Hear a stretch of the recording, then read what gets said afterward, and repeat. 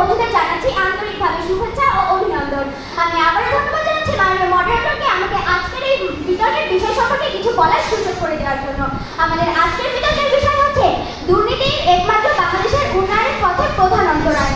সঙ্গত কিছু কারণ থাকায় আমি আমার দল এর বিপক্ষে অবস্থান করছি।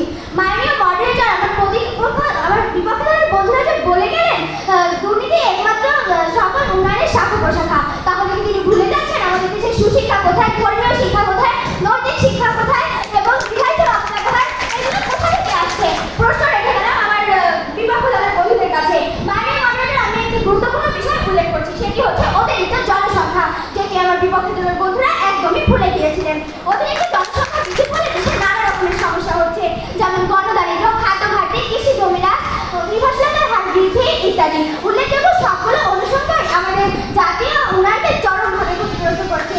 লক্ষ্য করুন প্রতিপক্ষ, আমাদের জনসংখ্যা বৃদ্ধির ফলে আমাদের দেশের স্বাস্থ্য ব্যবস্থা একটি দয়নীয় সমস্যা হয়ে দাঁড়িয়েছে। পরিসংখ্যানে দেখা যায় প্রতি 11,000 মানুষের জন্য রয়েছে মাত্র একজন করে ডাক্তার। এবং লক্ষ্য করুন প্রতিপক্ষ, আমাদের দেশে যে হারে প্রতিনিয়ত জনসংখ্যা বৃদ্ধি পাচ্ছে, তাতে প্রতি বছর নতুন স্কুলগামী শিক্ষার্থীর জন্য 7,000 বিদ্যালয় স্থাপন করা প্রয়োজন। কিন্তু আমাদের আছে কি সে ভূমি, আছে কি মূলধন, যাতে আমরা স্থাপন করবো এই প্রতিষ্ঠান? মাননীয় মডারেটর, প্রতিপক্ষ দলের বন্ধুরা, যদি সম্ভব হয় প্রতিপক্ষ বন্ধুগণ একবার হলেও দেখে যাবেন কিভাবে জনসংখ্যা নিয়ন্ত্রণ করে একটি সুশিক্ষিত জাতি গঠন করা যায়।